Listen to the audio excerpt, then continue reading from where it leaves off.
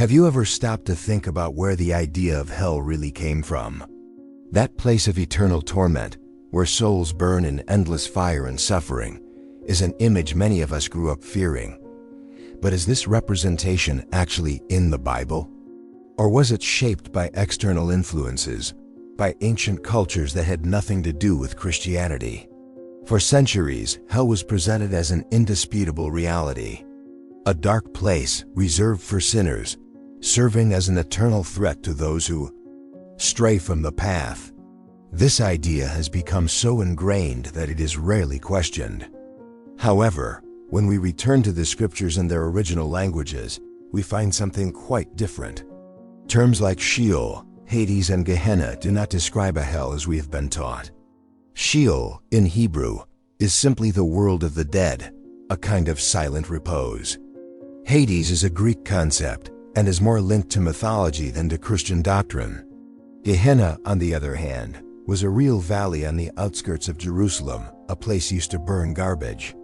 This raises an inevitable question. How did the doctrine of an eternal hell, filled with fire and demons, gain such a foothold in the Christian faith? Where did these images come from? Why did the church adopt and propagate these ideas over the centuries? The answer may lie in a past that blends faith, power, culture, and fear. In this video, we will seriously and respectfully investigate what Scripture really says about the final destination of souls, and how other traditions have influenced our modern understanding. This isn't about denying the Bible, but about understanding it in its depth, free from the layers of interpretation that have accumulated over time. This is an invitation to reflection. If this introduction has already stirred something in you, share it in the comments. Say "I'm awakened" if you're ready to question, discover, and see one of the most feared and misunderstood mysteries in Christian history with new eyes. What you're about to discover could change everything you've ever heard about hell. Throughout history, cultural and religious elements from ancient peoples have intertwined with Christianity, often without our realizing it. The image of a place of eternal punishment, with fire, demons, and incessant pain, did not appear on the lips of Jesus, nor in the original pages of Scripture.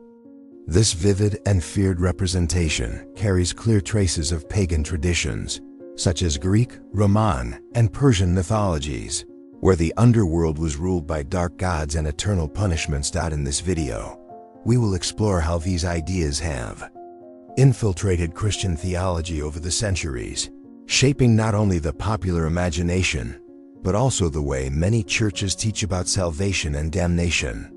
By analyzing ancient texts, historical contexts, and forgotten interpretations, you will be able to see hell in a new light and perhaps realize that the truth is much more complex and surprising than you have been told. To understand what really lies behind the idea of hell, it is essential to go back to its origins. The Bible in its original languages, Hebrew, Aramaic, and Greek, does not present a clear doctrine of hell as we know it today. What we find are three key words: Sheol, Hades, and Gehenna. Each of these words carries a different meaning, and none of them, taken alone, supports the popular view of a place of eternal torture. Sheol, in the Old Testament, is described as the common destiny of all the dead, righteous and wicked alike. There is no mention of suffering, fire, or punishment. It is a place of shadow, silence, and oblivion. Job, David, and Ecclesiastes all mention Sheol as a kind of abode of the dead, where there is no consciousness, not even praise for God. It is a concept much closer to a state of inactivity than punishment. Hades, in the New Testament, is the Greek equivalent of Sheol, but over time Hades was already imbued with meanings derived from Greek mythology. In the Hellenistic tradition, Hades was the underworld ruled by a dark god, also called Hades, where souls received different fates depending on their actions in life. This mythological influence began to infiltrate the way early Christian translators and interpreters understood and explained the spiritual world. Gehenna, in turn, is a term that appears in the words of Jesus, but its literal meaning is surprising. Gehenna was the name of the Valley of Hinnom, a real place south of Jerusalem that had been used in the past for pagan sacrifice, including child sacrifices. Over time, the valley became a cursed place, used to burn garbage and the corpses of criminals. It was, indeed, a place of fire, but a physical and symbolic one, not a spiritual plane. When Jesus speaks of Gehenna, he is referring to a divine judgment, to something terrible, but using an image familiar to his listeners at the time, and not necessarily to a doctrine of eternal punishment. These three terms demonstrate that the Bible possesses a much richer and more symbolic language than the literal Western interpretation many have been taught. So the question arises, how did we move from historical Gehenna to medieval hell, with eternal fire, horns, tridents, and demons? The answer lies in history. During the first centuries of Christianity, the Church faced the challenge of consolidating a unified doctrine amid diverse thoughts, beliefs, and theological disputes. It was in this context that elements from other religions and cultures began to be incorporated or reinterpreted. The influence of Greek mythology was especially strong. The idea of judgment after death, with rewards and punishments, was deeply rooted in Greek culture. Early Christianity absorbed some of this imagery to facilitate the understanding of converts, and also to reinforce the sense of morality and divine justice. Later, with the growth of the Church's power in Europe, especially in the Middle Ages, the notion of hell gained new layers. During this period, fear was a powerful tool. The Church, as an institution, understood that the idea of eternal punishment could be used not only as a spiritual teaching, but as an instrument of social and political control. It was during this period that vivid, detailed, and disturbing images of hell emerged. Sermons, paintings, sculptures, and stained glass windows depicted explicit scenes of souls being tortured by demons, screaming in agony and burning endlessly. The pedagogy of fear became part of the population's spiritual daily life. Few knew how to read the Bible. Many didn't even have access to it. What reached the people were images, rituals, and doctrines transmitted orally, and these images became deeply ingrained in the collective mind of Christianity. But perhaps no symbol has been as powerful as Dante Alighieri's work, The Divine Comedy, written in the 14th century. Although a literary work, it influenced theology and the Christian imagination as few other texts have. In his first book, The Inferno, Dante describes 9 circles of torment, each reserved for a specific type of sin. The descriptions are detailed, visceral, full of symbolism and punishments, some even cruel. Although Dante was a poet, not a theologian, his work has been read, interpreted, and to some extent, incorporated as spiritual truth by many over the centuries. These elements, ancient mythology, institutional convenience, and symbolic literature, have combined to form the modern image of hell.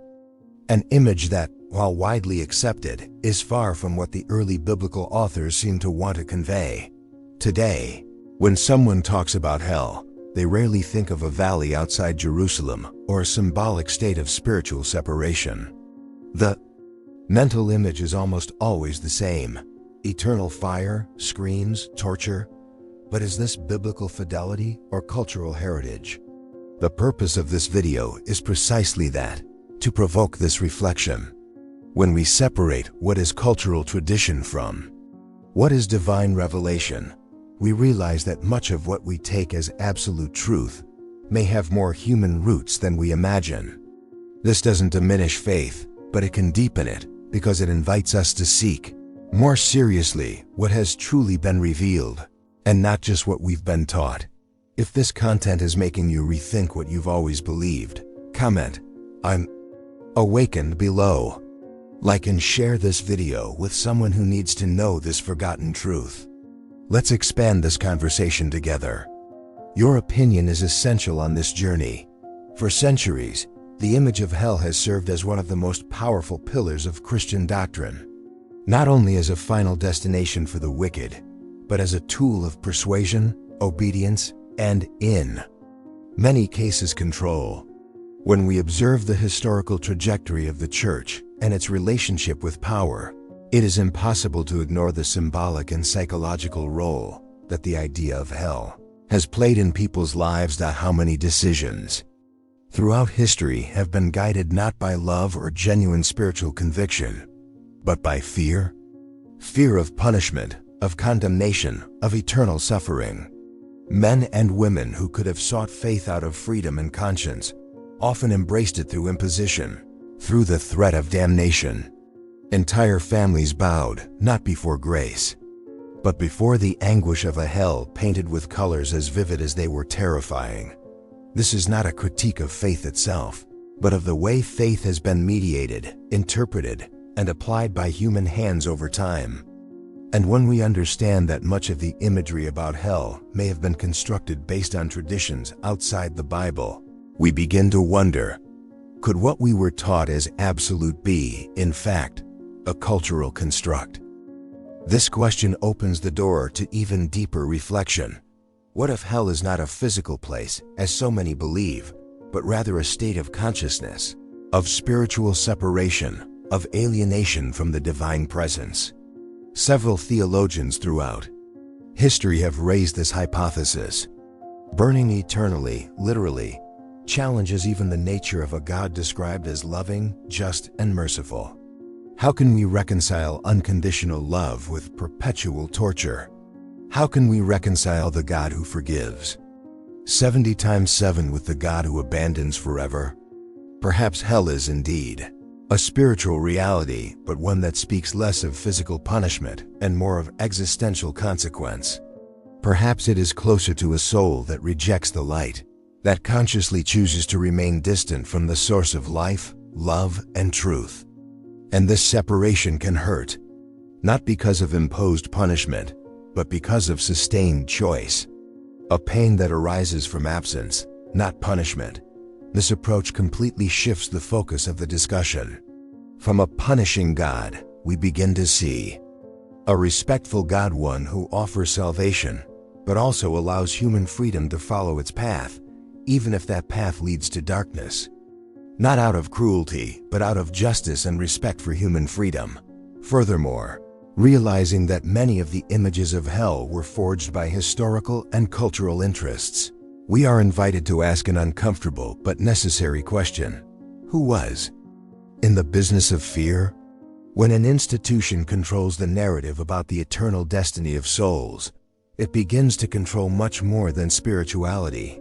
It regulates behavior, influences political decisions, imposes obedience, and shapes consciences.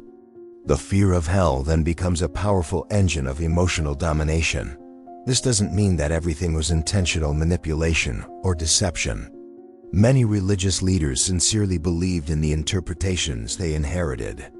But it is undeniable that in many contexts, fear was used more than love. And fear, as we know, can subdue, but it does not liberate. It can imprison, but it does not transform. Perhaps it's time to revisit the original message, to look again at Jesus' teachings, not in the light of fear, but of hope. He spoke of judgment, yes, but he also spoke, and much more, about reconciliation, forgiveness, healing, and restoration. The focus of the gospel is not on the hell we must avoid, but on the full life we can embrace.